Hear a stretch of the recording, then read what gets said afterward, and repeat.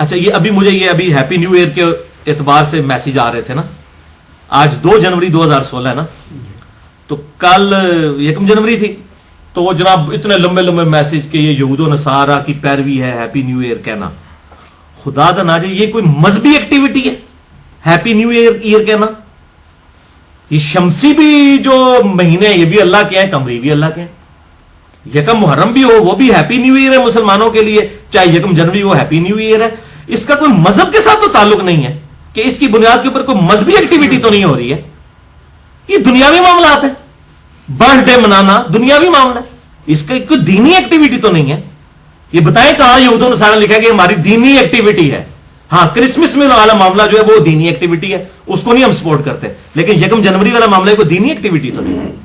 اور میسج آ رہے ہوتے ہیں یہود و نصارہ کی پیروی, اور ان مولویوں نے اور اس قسم کے پرورٹڈ قسم کی حیضہ شدہ نیچر جو دیندار لوگ ہیں, انہوں نے جو میسج جس موبائل سے کیے ہوتے ہیں نا وہ بھی انگریزوں کا بنایا ہوا ہے. وہ نہیں ان کو یہود و نصارہ کی پیروی نظر آتی. دیکھو, اور 10 باڈی گارڈ رکھے ہوئے ہیں, انہوں نے جو اسلحہ اٹھایا ہوا ہے وہ یہود و نصارہ کا بنایا ہوا ہے.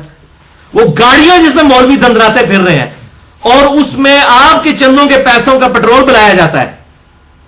ٹھیک ہے, وہ گاڑیاں جو ہے یہود و نصارہ کی بنائی ہوئی ہیں, فریج یہود و نصارہ کے بنائے ہوئے ہیں. یہ ساری چیزیں, اس میں ان کو کوئی پیروی نظر نہیں آتی. ادھر پھر آپ کو صحیح مسئلہ بتائیں گے کہ جی یہ کوئی دینی مسئلہ تو نہیں ہے نا, یہ تو دیکھیں یہ دنیاوی معاملات ہے. تو یہی تو ہم بھی کہہ رہے ہیں بھائی میرے, ہیپی نیو ایئر اگر کسی نے لکھ کے کر دیا یہ کوئی دینی ایشو ہو جائے گا. خدا کے لیے عقل کے ناخن لیں اور اس بات کو سمجھیں کہ ان ساری چیزوں سے نہ بدعت ہوتی ہے. بدعت کی یہ ڈیفینیشن ہی نہیں ہے, وہ ہے من احدث فی امرنا ھذا, جس نے ہمارے دین میں جو ہم نے تعلیم کیا ہے اس کے اندر کوئی چیز بگاڑ کے پیش کر دی, وہ ہے مردود. اسی لیے میں نے 5 گھنٹے کا لیکچر دیا ہے بدعت کے اوپر, مسئلہ 75A اور 75B. تو یہ چھوٹی چھوٹی بات کے اوپر بدعت کے فتوے لگا دینا اور یہ معاملات کر دینا, یہ نہیں ہونا چاہیے. یہ جو ہم انتظامی معاملات کرتے ہیں ان میں کوئی بدعت والا ایشو نہیں ہے, بلکہ اسلام میں اچھے طریقے ہیں. جو صحیح مسلم میں حدیث ہے, جس نے اچھا طریقہ اسلام میں جاری کیا اس کے لیے ثواب ہے, اور باقی آنے والے لوگوں کا ثواب بھی اسے ملے گا, اور ان کے ثواب میں بھی کمی نہیں ہوگی. اور اسی طریقے سے برائی کا بھی وبال جاری کرنے والے پر, اور جو لوگ قیامت تک آئیں گے ان کا وبال بھی اس پہ ہوگا, اور ان کے گناہ میں بھی کمی نہیں آئے گی. یہ اچھا طریقہ, اچھی بدعت یا بری بدعت نہیں, اچھا طریقہ. مثلا یہ گھڑی جس نے بنائی ہے یہ بہت اچھا طریقہ اس نے جاری کیا. اسی کی وجہ سے آج ہم نماز کی ٹائمنگ کو ایڈجسٹ کر رہے ہیں. آپ صلی اللہ علیہ وسلم کے مبارک دور کے اندر تو گھڑی دیکھ کے تو نہیں نماز پڑھائی جاتی تھی. آج مولوی 5 منٹ لیٹ ہو جائے تو سارے چیخنا شروع کر دیتے ہیں, جی مولوی صاحب ٹائم پہ نہیں پہنچے. ان سے پوچھو نبی صلی اللہ علیہ وسلم جب تک نہیں آتے تھے صحابہ تو نہیں جماعت کھڑی کرتے تھے. اب سنت کدھر گئی؟ اگر 7 بجے تو 7:10 پہ بھی اگر آتا ہے نماز پڑھانے والا دن کوئی ایشو نہیں, لیکن کہیں گے نہیں اب تو ہم نے ٹائم فکس کر لی ہے, تو سنت ہے.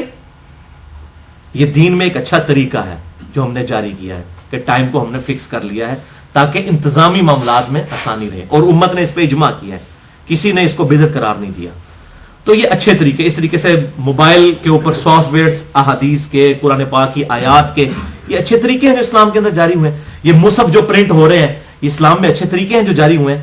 یہ ویڈیو بن رہی ہے یہ اسلام میں ایک اچھا طریقہ ہے جو جاری ہوا ہے. یہ طریقے ہیں, اس کے اندر کوئی اسلام سے فرق نہیں پڑا. مثلا میں یہ تقریر کرتے وقت میں نے یہ نیت نہیں کی کہ اگر کیمرہ میرے سامنے نہیں ہوگا تو میں یہ لیکچر بیان کرنا ہی حرام ہے, یہ پھر اسلام بن جائے گا. یہ اسلام میں آپ داخل کر لیں گے. یا جس مسجد میں محراب نہیں ہوگا, یا مسجد کا گنبد نہیں ہوگا, یا مسجد کا مینار نہیں ہوگا, اس مسجد میں نماز ہی نہیں ہوتی. یا جس مسجد میں قالین نہیں ہوگا اس مسجد میں نماز ہی نہیں ہوتی. جس میں ایئر کنڈیشن نہیں ہوگا, پھر یہ چیزیں دین کے اندر داخل ہوں گی. تو یہ تو کوئی بھی نہیں کہتا. تو دین میں جس نے چیزیں داخل کی, ویسے جس نے اسلام میں اچھے طریقے جاری کیے. اب یہ اگر بوئنگ 747 کسی مسلمان نے بنایا ہوتا تو صدقہ جاریہ تھا. 1972 میں جمبو جیٹ کی پہلی پرواز شروع ہوئی ہے حج کے لیے. اس سے پہلے 5 سے 6 لاکھ بندہ صرف حج کیا کرتا تھا. یہ ایئر ٹریفک کی برکت ہے جو آج 40-50 لاکھ بندہ حج کر رہے ہیں.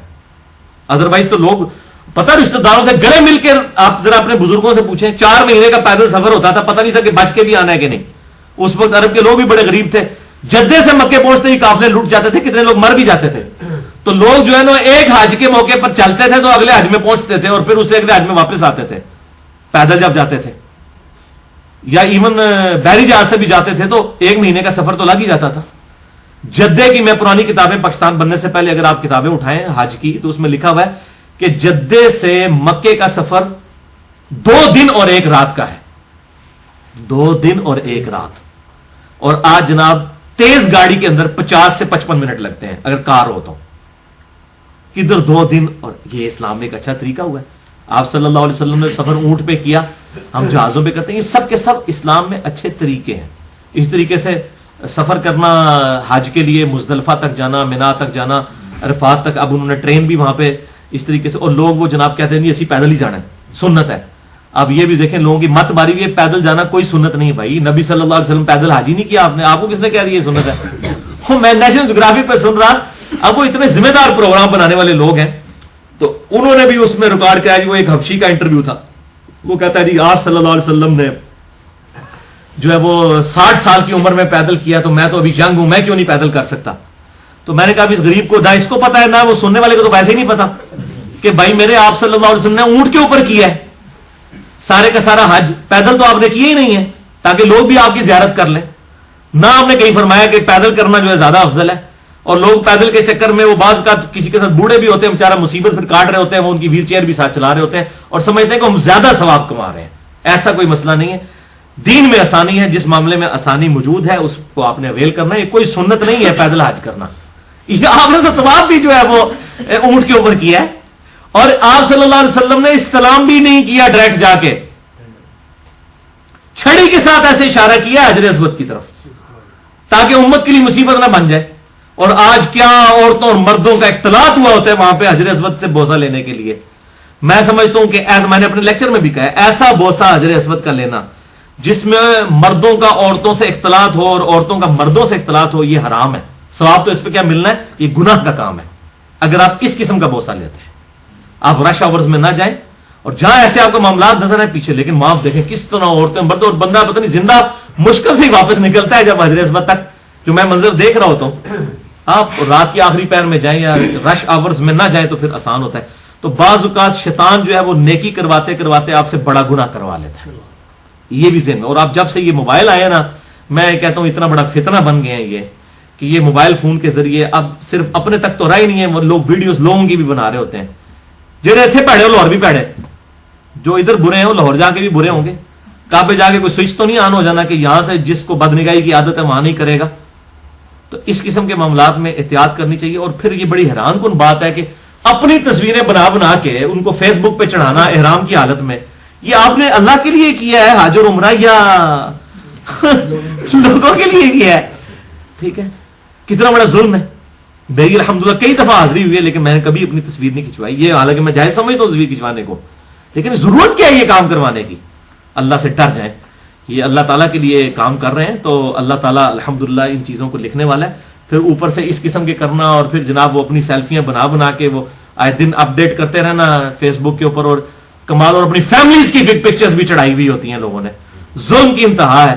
اور ایسی ایسی عورتوں کی جنہوں نے بیچاریوں نے پوری پوری زندگی نقاب کیے ہوئے ہیں, بوڑھے وقت میں ان کی اولادوں نے اپنی ماں بہنوں کی ان کی تصویریں بھی اب چڑھا دی ہیں فیس بک کے اوپر. جن لوگوں نے مطلب پوری زندگی جو ہے وہ پردے کے اندر گزاری ہوئی ہے, ان کے پردے بھی اتروا دیے آ کے.